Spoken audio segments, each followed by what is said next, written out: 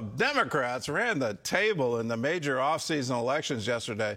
Their candidates scoring big wins in New York City, New Jersey, and right here in Virginia. Well, the victories include the first Muslim mayor of New York City and the first female governor of Virginia. CBN's Brody Carter breaks down the results. Going into election night, almost every poll forecast Democratic wins. Those predictions held true after counting all the ballots. Or as we say on Steinway, minkum, alaikum. New York City elected a self-described socialist and the city's first Muslim mayor, defeating former Governor Andrew Cuomo running as an independent and Republican Curtis Sliwa.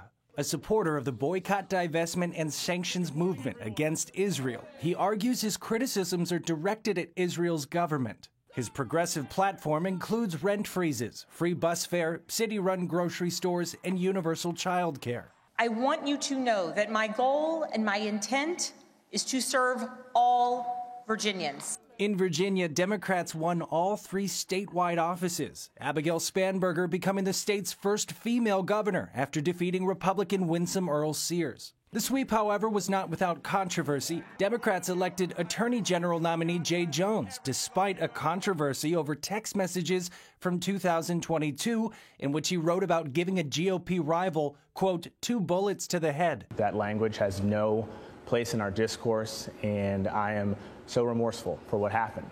The Democratic victory in New Jersey completed the trifecta. U.S. Representative Mikey Sherrill defeated Republican Jack Ciattarelli to keep the governor's mansion blue. On CBN News election night coverage, Nathan Gonzalez of Inside Elections said the Democrat victories serve as a potential canary in the coal mine for Republicans going into the midterms. But these are states where President Trump improved his margins. And so the question that I've had coming into tonight is, how well do Republicans do when President Trump is not on the ballot?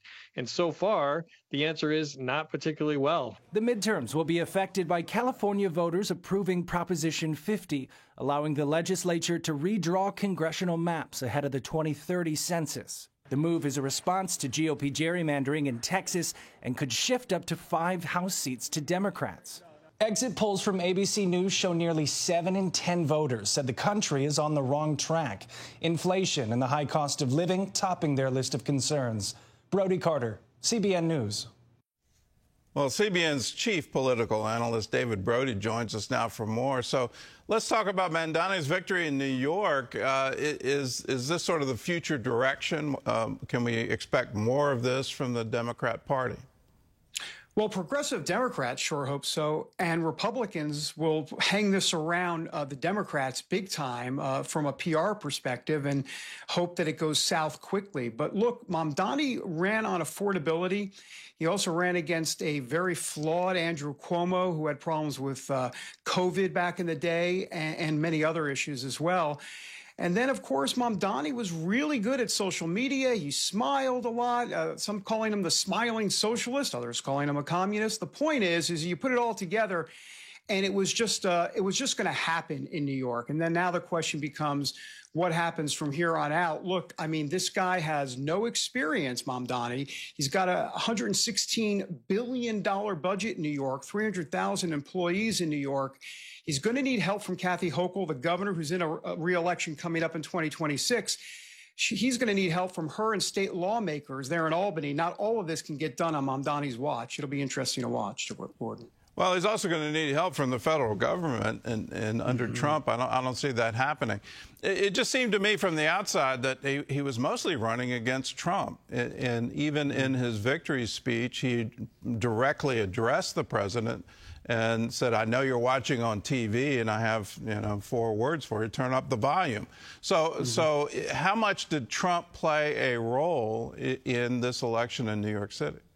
Well, in New York, I think it was more of a slam dunk. I mean, Mamdani was going to be easily the Democrat, socialist, whatever you want to call him, some call him communist candidate. So that's just going to play well in very liberal New York. It's kind of interesting here, Gordon, as I look inside, I go into my geek mode on election night, and I looked inside the numbers. The Jewish population that voted in this election was about 15%. So of the 2 million or so votes, 15% were made up of Jews in New York. Mamdani won 33% of the Jewish vote in New York. You do the extrapolation, that's about 100,000 Jews that he won. He won by 180,000. Curtis Sliwa had 146,000, the Republican nominee, or the Republican candidate, excuse me. You put all that together, you wonder if Mamdani could have lost if Sliwa had gotten out of the race and maybe half the Jewish population in New York didn't vote for Mamdani. It didn't happen, though. All right, well, let's turn to Virginia. This is a state that Harris carried in the last presidential, so I guess it shouldn't be a surprise that the Democrats ran the table. And yet, I've got to say, I am surprised, particularly with the Attorney General race. So how can you explain it? With a very popular Republican governor, but that popularity obviously didn't carry over to the ticket. What happened? Well, a couple of different things. First of all, Abigail Spanberger outperformed all expectations. If you look inside the numbers, she won independents, 59% of independents she won. If you go back to 2021 with Terry McAuliffe, the last Democrat nominee, he won independents by at 45%. So she won 14% more independents. She positioned herself as a center-left Democrat, really a moderate, if you will, and that played well. I think the other portion of this is, look, Winsome Earl-Sears, a couple of things happened here. First of all, she centered pretty much most of her campaign on education, on no boys in women's bathrooms and all. Well, Glenn Youngkin been there, done that. He did that in 2021. Education was the #2 issue back in 2021. This time around, Gordon, education was the #4 issue. So it didn't work for Winsome Earl-Sears this time around. But I think the message, if you will, going forward is if you run a moderate center-left Democrat, whether it be in Virginia or some other certain states that are purple in nature, you're going to have some good sledding ahead if you're a Democrat. Well, I kind of geeked out over the election results in Virginia because, I don't know, I guess that's what I do. The surprise to me, and there were two of them, it was a 2-to-1 advantage in Northern Virginia, Spanberg against Sears, and that was a total of 300,000 votes, and Youngkin kind of pulled even. He didn't win them, but it wasn't a margin of 300,000 votes. And then the surprise of surprise, the sort of reliable conservative Virginia Beach, the Democrats ran the table. It was odd. There was like a split vote where people were voting for Republican delegates, but not for the Republican leadership. How did it just doesn't make any sense? Is this all about government cutbacks? Is it about the shutdown? Is it about the high cost of living? Any explanation for these kinds of results? Well, I think you can make the case that the government shutdown with a huge federal employee number in that Northern Virginia area made a difference, at least in that area. But we should not think that it's just because of that only. I mean, Spanberger was a good candidate in terms of the way she positioned herself. Now, you're talking, I guess we'll just continue the geek out theme, but in Fairfax County, which is, as you know, Gordon, the most populous county in Virginia, I mean, Abigail Spanberger was doing 73% within Fairfax County. A good night for a Democrat is north of 60%, but she was way higher than that, 73%.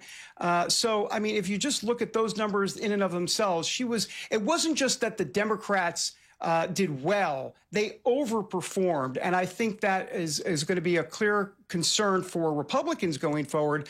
But also Democrats hopefully will learn the lesson that say, look, candidates matter. And this one did in Virginia. Well, let's look to the midterms. We can geek out over the what happened yesterday. But what do you propose for Democrats to do in the upcoming elections? What do you propose for Republicans? And let me add to it, California approved a redistricting, which is going to add 5 Democrat seats in Congress.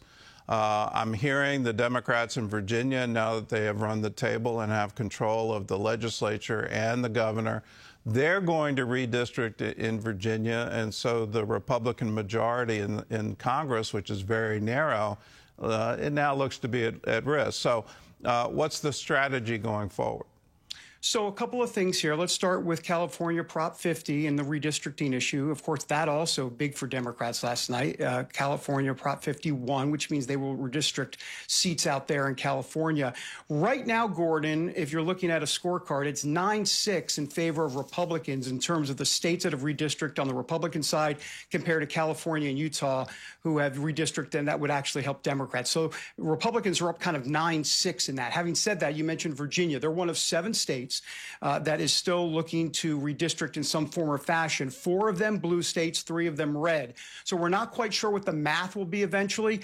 But look, I mean, the clear marquee matchup, if you will, overall is in the U.S. House. In other words, that is going to be, we're going to see who wins control of the U.S. House because Republicans only have a 5-seat majority. In terms of the Democrats and what they can do going forward, look, I think they need to understand what happened last night. When you run a moderate Democrat in places like New Jersey and Virginia, because remember, Mikey Sherrill also did way better with independents than Phil Murphy did, the governor from 4 years ago. When you start to run those type of candidates, that needs to be your playbook going forward, because remember, in 2026, Trump won't be on the ballot. 2028, Trump won't be on the ballot. And so where are those independents going to go? A lot of them went to Trump. But this is an opportunity for Democrats to win many of them back, and I think that has to be the lesson for sure. As for Mamdani, that feels to me, Gordon, like a much separate track. That will be where Republicans hope they can say, look, that's the face of the party. Democrats would be smart to say, that's not the face of the party. We're going to run more center-left Democrats and get back in the game. That's good for America, too, to have a robust Democrat party that's not off the reservation on the far left. It would be, and here's a curious fact in my geek out. Mikey Sherrill and Spangenberger were roommates when they were in Congress. They roomed together. So it looks like they're going to be friends as governor-elect. So congratulations to them for what is obviously a spectacular win. And whatever you take away from it, clearly what they were saying really resonated with voters. So congratulations to them.